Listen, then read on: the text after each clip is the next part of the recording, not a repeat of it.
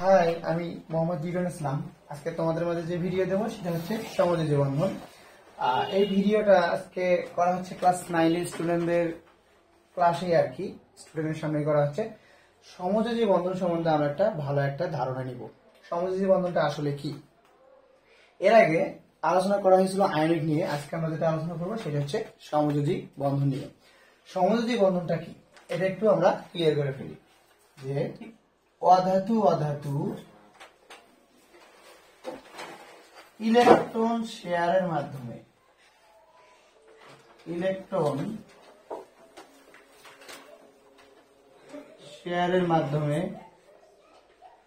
যে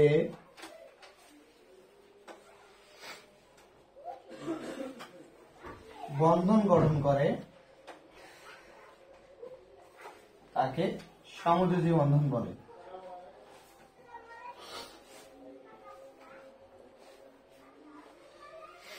আমরা রসায়নের 11 অধ্যায়ে সমযোজী বন্ধনের মাধ্যমে যে গাঠনিক সংকেতগুলো করি সেগুলো আমাদের সমযোজী বন্ধন সাহায্য করে। যেমন আমরা যদি এক্সাম্পলে দেখতে চাই, তাহলে যেমন হাইড্রোজেন গ্যাস, মিথেন গ্যাস এবং অ্যামোনিয়া এবং কার্বন ডাই অক্সাইড অথবা পানি। ঠিক আছে, এখানে আমরা যে 5টা যৌগ এবং মৌল দেখতে পাচ্ছি, এগুলা সমযোজী বন্ধনে আবদ্ধ করা যাবে। এবং এখান থেকে আমরা আরেকটা জিনিস জানবো, সেটা হচ্ছে মুক্ত জোড় এবং বন্ধন জোড়, বন্ড পেয়ার এবং লোন পেয়ার কিভাবে বের করা যায় ইলেকট্রন, সেটা আমরা এখানে ক্লিয়ার করব। যেমন আমরা জানি যে হাইড্রোজেন, এখানে কিন্তু হাইড্রোজেন পরমাণু আছে, ঠিক আছে 3টি। তাহলে এখানে হাইড্রোজেন যদি আমরা সমযোজী বন্ধনটা আবদ্ধ করে দিতে চাই, তাহলে হাইড্রোজেনের হচ্ছে এক বন্ধন এবং হচ্ছে এই হাইড্রোজেনের হচ্ছে এক বন্ধন। এটাকে যদি 71 লাগিয়ে দেওয়া হয় তাহলে এটা এমন হবে, এমন একটা হবে। তার মানে এরা যে বন্ধন গঠন করলে এই বন্ধনটা হচ্ছে আমাদের সিগমা বন্ধন, ঠিক আছে। এবং এখানে যদি মিথেনের আকৃতি দিয়ে দিই তাহলে এটা হবে এমন, ঠিক আছে। এখন অ্যামোনিয়ার যদি একটা আকৃতি দিয়ে দিই তাহলে অ্যামোনিয়ারটা হবে এমন, পিরামিড আকৃতি। এবং কার্বন ডাই অক্সাইডের ক্ষেত্রে যেটা, সেটা হচ্ছে আমাদের এমন হবে, পানিটা হবে আমাদের এমন, পানির একটা নির্দিষ্ট আকৃতি যেটা, সেটা হচ্ছে আমাদের কৌণিক। এগুলো হচ্ছে সমযোজী বন্ধনের মাধ্যমে হয়। কিভাবে? আমাদের লুইস নামে একজন বিজ্ঞানী ছিল, সে এই সমযোজী বন্ধন লুইস পদ্ধতিতে যদি দিতে চায় তাহলে আমাদের এটা হবে এমন, হাইড্রোজেনের এক ফোঁটা, এই হাইড্রোজেনের এক ফোঁটা। এখন কার্বনের ক্ষেত্রে 1 2 3 4, আর হাইড্রোজেনের প্রতিটা হাইড্রোজেনের হবে একটা করে ফোঁটা, 1 2 3 4। নাইট্রোজেনের ক্ষেত্রে যদি যাই তাহলে নাইট্রোজেনের হবে 1 2 3, এবং 3টা হাইড্রোজেন ছিল, 1 2 3, তাহলে এর সাথে 3টা হাইড্রোজেন যুক্ত হবে। এবং কার্বনের ক্ষেত্রে যদি চলে যায় তাহলে কার্বনের হচ্ছে যোজনী যদি আমরা 4, অক্সিজেন যুক্ত আছে 2টা, তাহলে হচ্ছে অক্সিজেনের একটা করে ফোঁটা অক্সিজেনের একটা করে ফোঁটা অক্সিজেন, ঠিক আছে। আর এখানে যদি অক্সিজেনের ক্ষেত্রে দেখি তাহলে অক্সিজেনের এক ফোঁটা 2 ফোঁটা, মানে 2টা হচ্ছে তার যোজনী মিলল এবং হাইড্রোজেন 2টা ছিল। এই নিচের যে প্রক্রিয়াটা, এই প্রক্রিয়াটাকে বলবো আমরা লুইস পদ্ধতি। কি পদ্ধতি বলবো তোমরা একটু? লুইস পদ্ধতি। তাহলে এই লুইস পদ্ধতির মাধ্যমে আমরা গাঠনিক সংকেতটা কমপ্লিট করতে পারবো। এবং এখান থেকে এটা আমরা একটা সূত্রের মাধ্যমে আমরা হচ্ছে লুইস পদ্ধতির বিষয়টা জানতে পারবো। এবং সেটা হচ্ছে সাপোর্ট করবে আমাদের বন্ধন জোড় আর হচ্ছে মুক্ত জোড়, বন্ড পেয়ার এবং হচ্ছে লোন পেয়ার। এটা হচ্ছে আমরা যেটা বন্ধন জোড় বলি, এটাকে বলি আমরা বন্ড পেয়ার, এটাকে বলি আমরা লোন পেয়ার। বন্ধন জোড় আর মুক্ত জোড়টা কি জিনিস, এটা আমরা ক্লিয়ার করতে পারবো এই সমযোজী বন্ধনের মাধ্যমে। আমাদের অনেক এমসিকিউ বলে যে, যেমন এখানে মিথেনের ক্ষেত্রে কতটি বন্ড পেয়ার ইলেকট্রন আছে, কতটি লোন পেয়ার ইলেকট্রন আছে, সেটা আমরা ইনশাআল্লাহ এটার মাধ্যমে দেখব। তাহলে বন্ড পেয়ার আর হচ্ছে এখানে লোন পেয়ার, মুক্ত যে ইলেকট্রনগুলো সেগুলাই, আর বন্ড পেয়ার ইলেকট্রনগুলো সেগুলো যেগুলো একটা অপরটার সাথে যুক্ত হওয়ার ক্ষেত্রে ইলেকট্রন শেয়ার করবে, যে শেয়ারের মাধ্যমে এরা একে অপরের সর্বশেষ কক্ষপথে অষ্টক বা দ্বিতীয় পূর্ণ করে মৌলগুলো স্থিতিশীল হবে। মেইন কথা হচ্ছে আমাদের মৌলগুলোকে স্থিতিশীল করার জন্য ইলেকট্রন শেয়ারের মাধ্যমে করতে পারি অথবা ইলেকট্রন ত্যাগের মাধ্যমে করতে পারি। ত্যাগ গ্রহণ ঘটে আমাদের আয়নিকে, আর সমযোজিত ঘটে আমাদের ইলেকট্রন শেয়ার। তাহলে সেটা যদি আমরা দেখতে চাই তাহলে আমরা একটু এই পাশের ফাঁকা অংশে চলে আসি।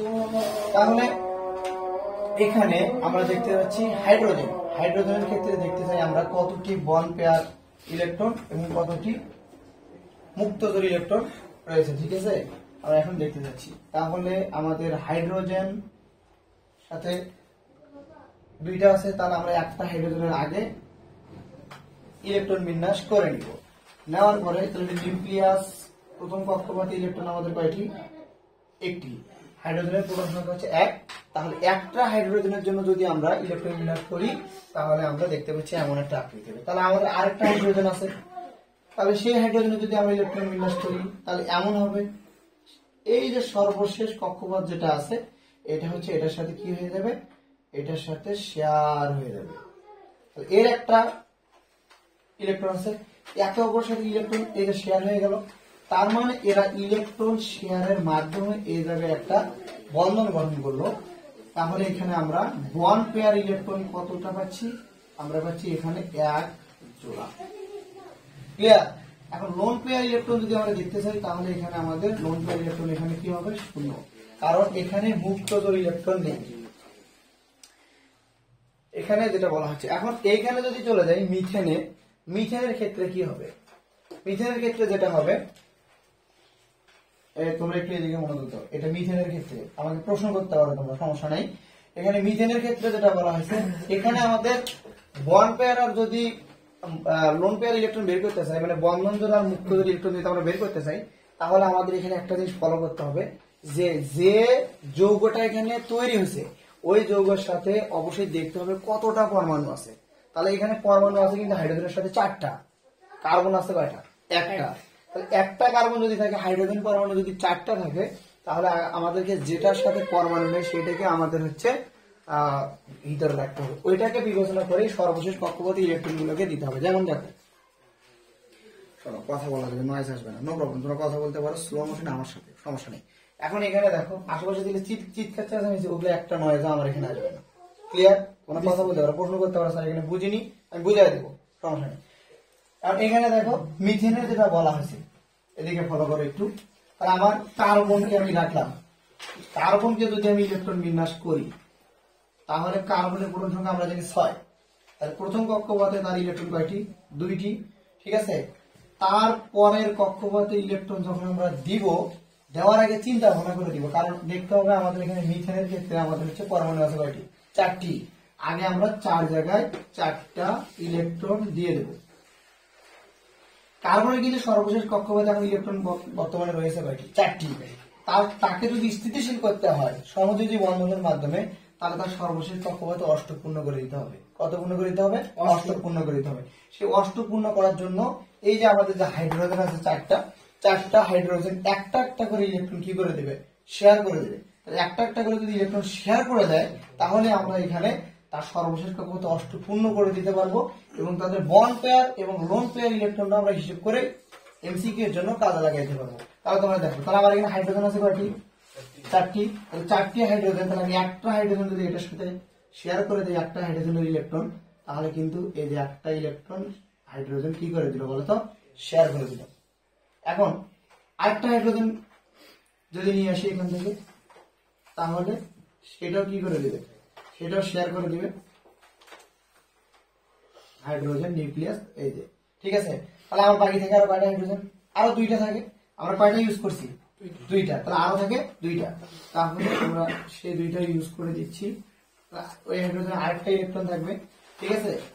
এবং আরেকটা হাইড্রোজেন আছে আমাদের, ঠিক আছে, সেটাকেও আমরা এটার সাথে ইলেকট্রনটা কি করে দিচ্ছি? শেয়ার করে দিচ্ছি। তাহলে দেখো এরা কিন্তু তাদের সর্বশেষ কক্ষপথে একটা করে হাইড্রোজেন কার্বনের সাথে সর্বশেষ কক্ষপথে একটা করে ইলেকট্রন কি করে দিচ্ছে? শেয়ার করে দিচ্ছে। কি করে দিচ্ছে? শেয়ার। যার মাধ্যমে হাইড্রোজেন তার সর্বশেষ কক্ষপথে দ্বিতীয় পূর্ণ করতেছে এবং কার্বনের সর্বশেষ কক্ষপথে অষ্টক পূর্ণ হচ্ছে। যার কারণে কার্বন এখানে কি হবে?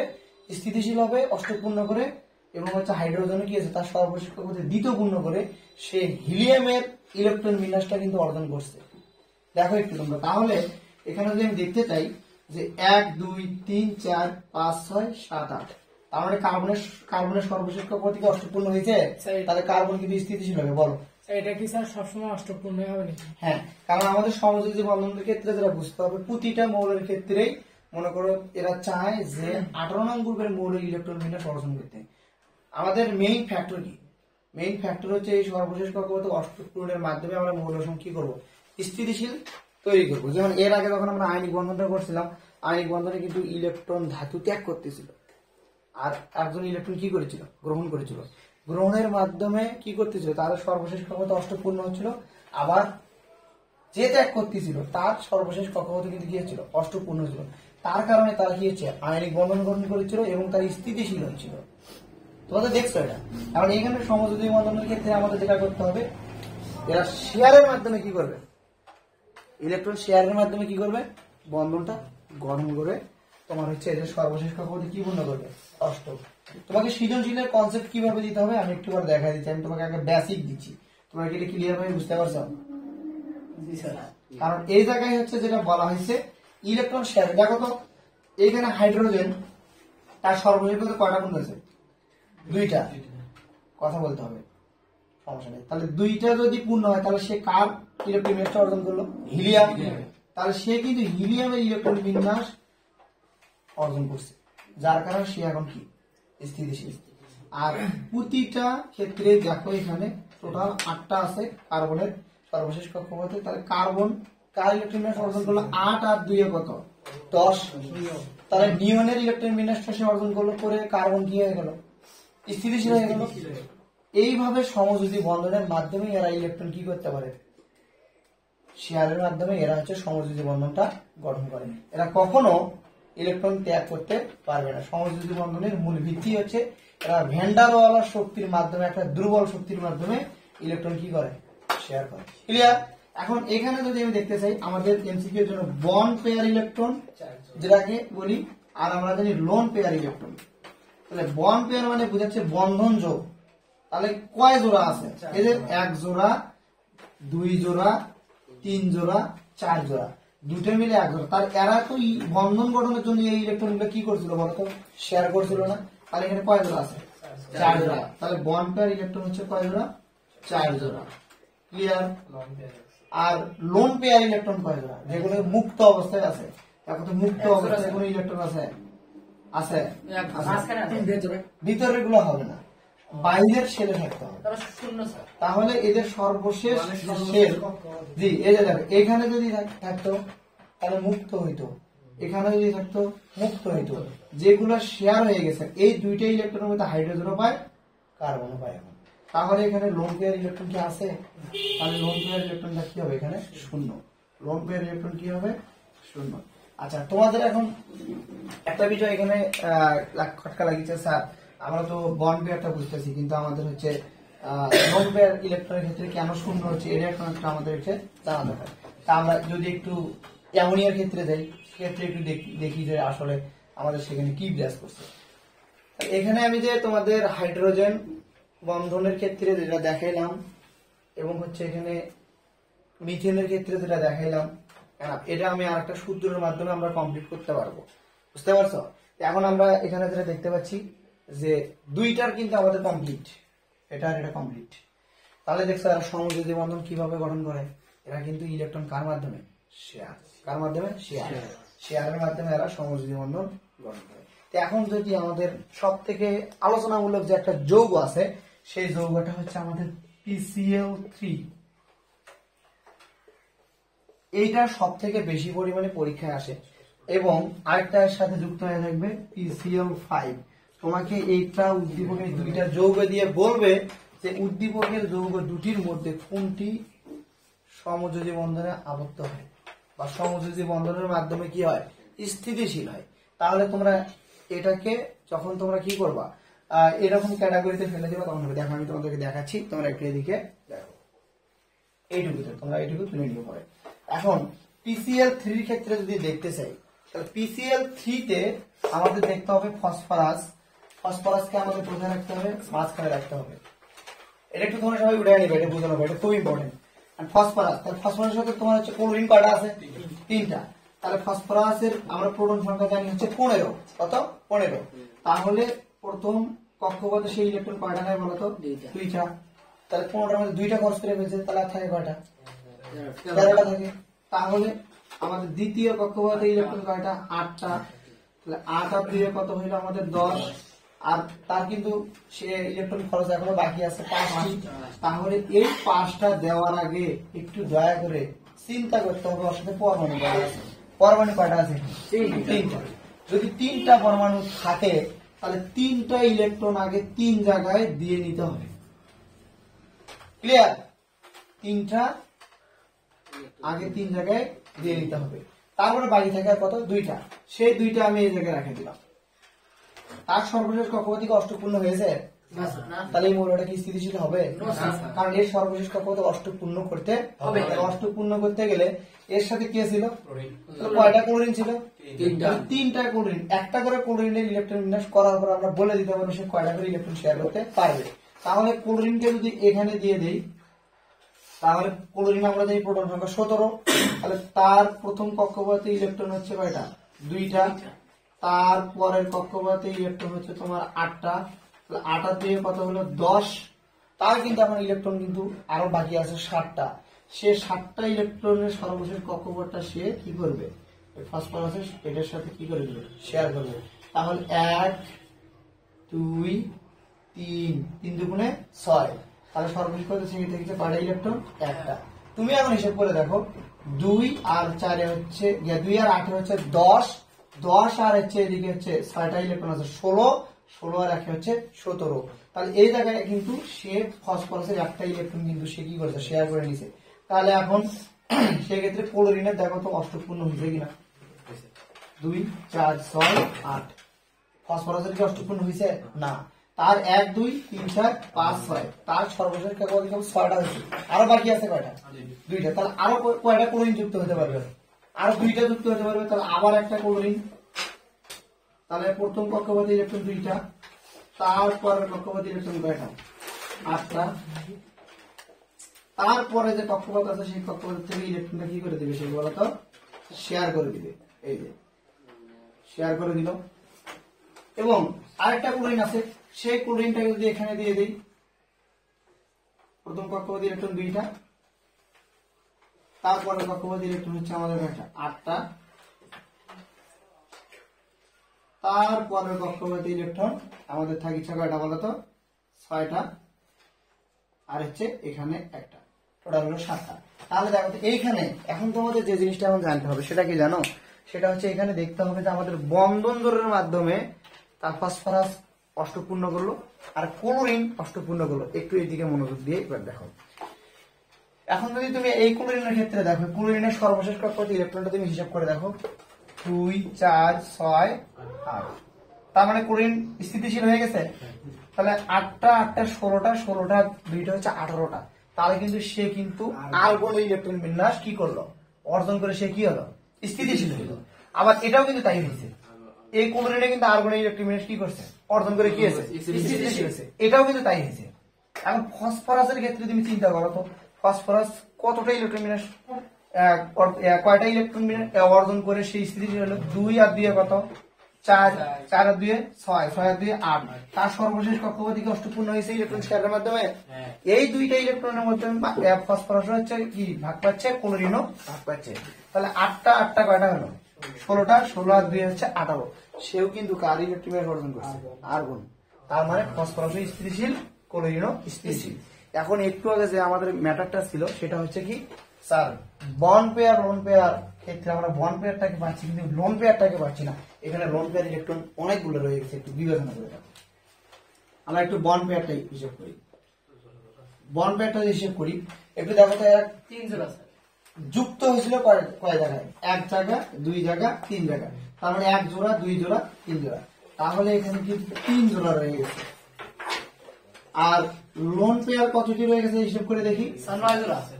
1 জোড়া, 2 জোড়া, 3, 4, 5, 6, 7, 8, 9, 10 যেগুলা বন্ধন গঠনে করে এদিকে দেখাও, যেগুলা বন্ধন গঠনে কি করেনি, অংশগ্রহণ করেনি, এটাও কিন্তু ঠিক আছে। তার মানে এখানে কয় জোড়া হয়ে গেছে, 10 জোড়া। হিসাব ক্লিয়ার? এখন তোমাদের এই PCl 5 যদি পড়ে দেখো, তাহলে দেখো PCl 5 কখনই মানবে না। কেন মানবে না?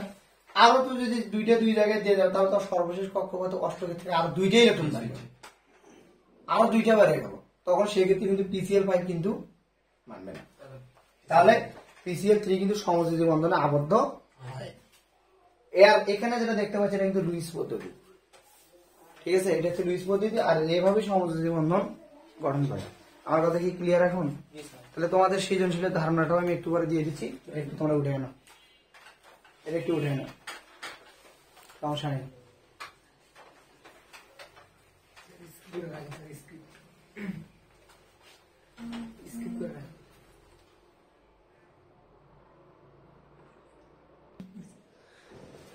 এবার হচ্ছে আমাদের লোন পেয়ার ইলেকট্রন বের করার জন্য, ঠিক আছে, আমাদের একটা সূত্র ইউজ হবে।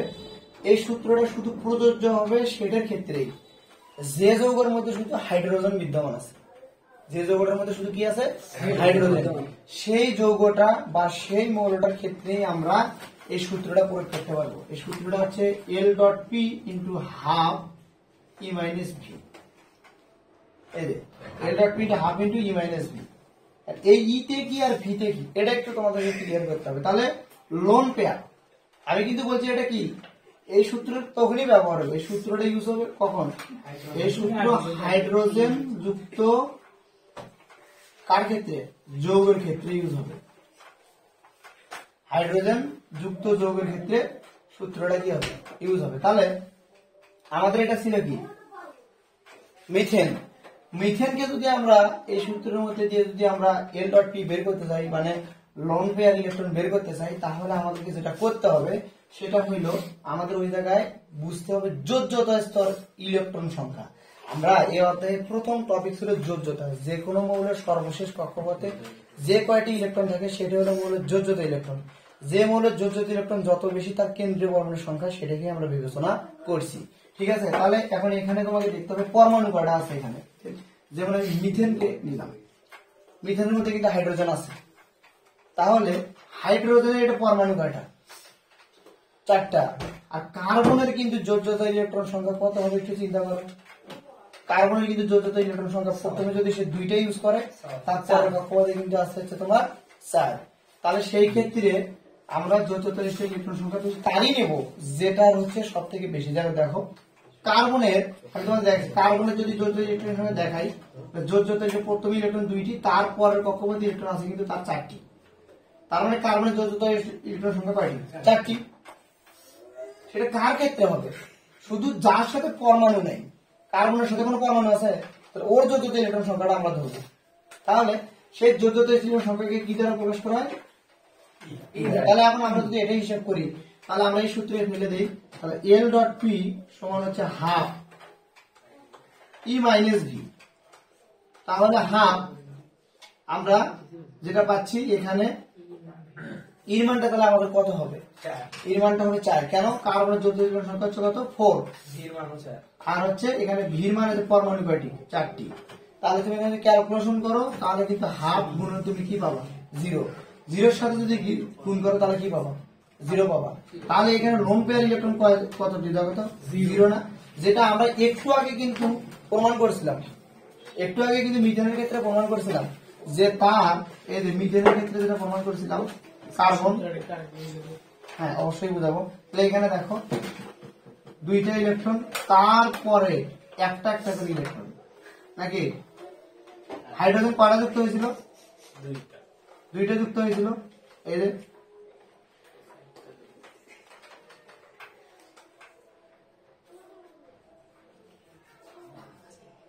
তার এখানেও তাই হয়েছিল, দেখো।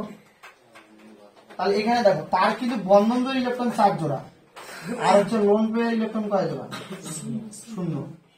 দেখো তো মিলছে কি সূত্রের সাথে, না আবার বুঝাচ্ছি একটু বোঝো, যেটার সাথে পরমাণু থাকবে ওইটা হবে কার্বন, তার দিকে থাকো। তাহলে এখন এই কার্বনটা কি? কার্বনটা হচ্ছে সেটাই যেটার যোজ্যতা স্তর এটার সাথে পরমাণু নাই, তাহলে এটাকে আমরা ইলেকট্রন বিন্যাস করে দেখবো এর সর্বশেষ কক্ষপথে কয়টা ইলেকট্রন আছে, ওইটা যোজ্যতা ইলেকট্রন। তাহলে এখানে কার্বন ইলেকট্রন করা দেখেন তার সর্বশেষ কত কয়টা ইলেকট্রন, 4টা। তাহলে আর যোজ্যতা ইলেকট্রন সংখ্যা কত? 4।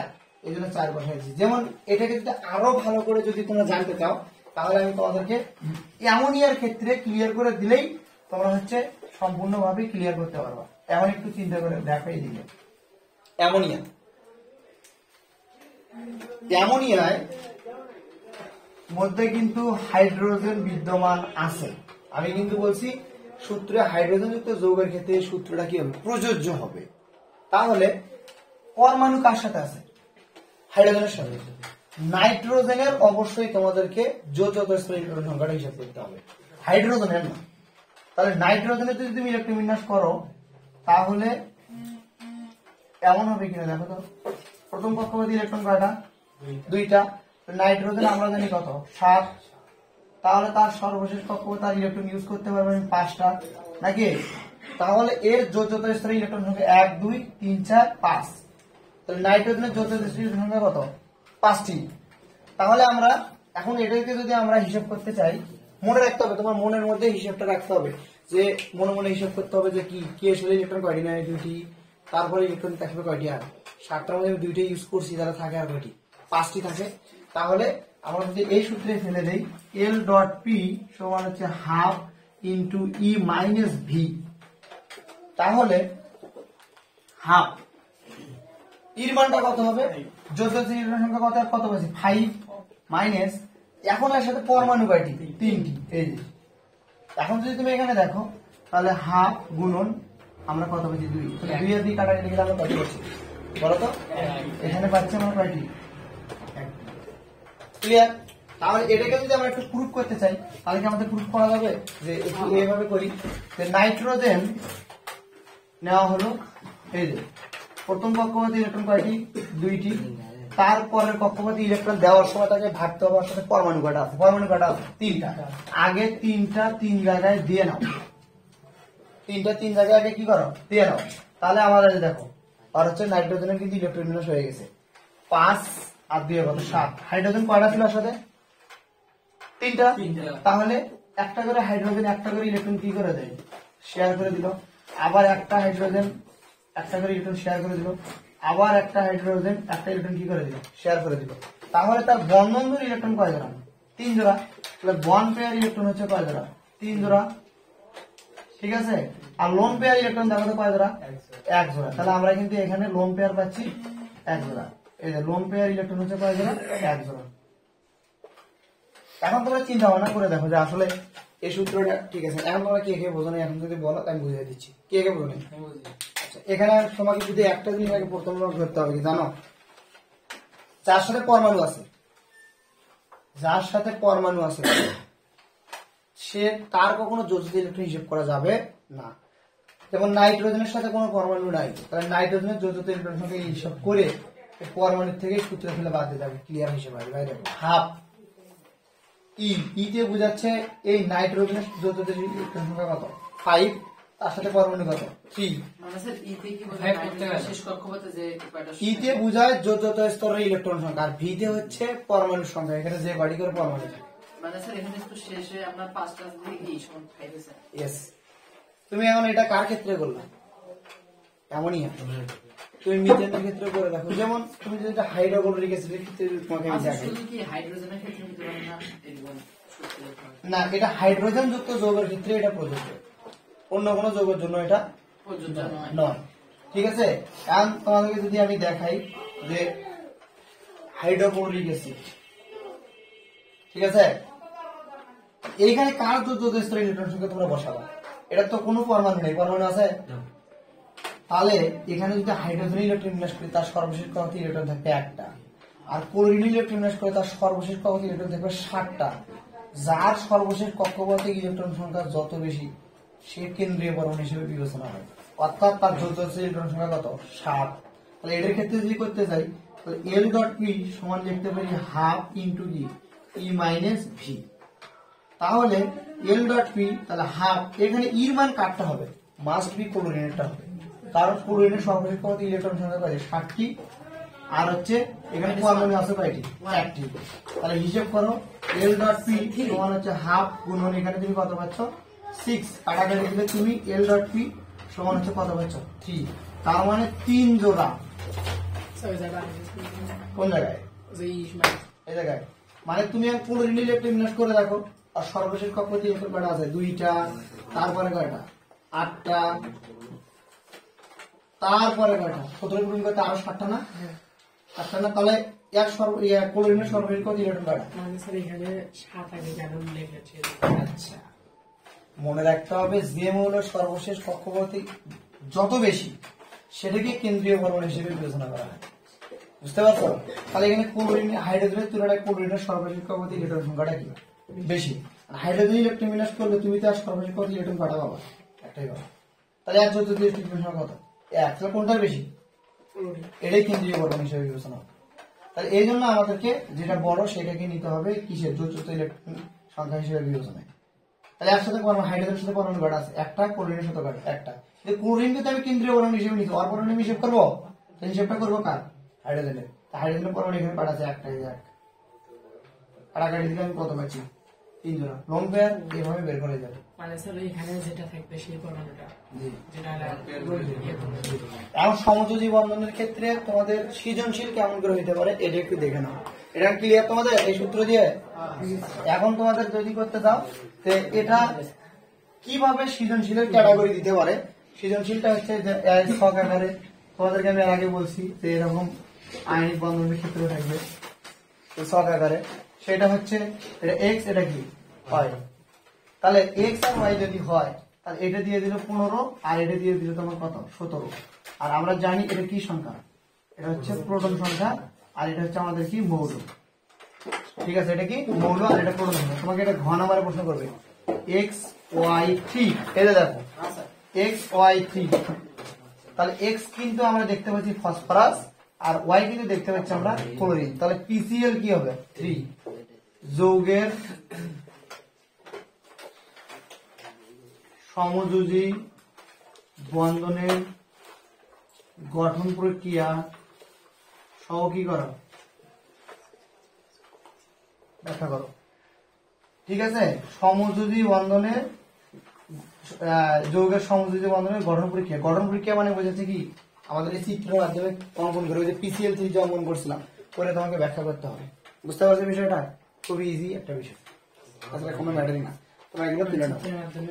হ্যাঁ, চিত্রের মাধ্যমে ব্যাখ্যা করতে হবে। এভাবেই সমযোজী বন্ধনের মাধ্যমে হচ্ছে আমাদের হচ্ছে গঠন প্রক্রিয়া এখানে যার হলো যে যোজ্যতা বেশি হবে তাকে কেন্দ্রীয় পরমাণু, এবং বাকি যেটা থাকবে সেটা ওখানে যেটুকু আছে ওটা ইউজ করা, সেটা ইউজ করা লাগবে। এটা জানি মনে থাকে।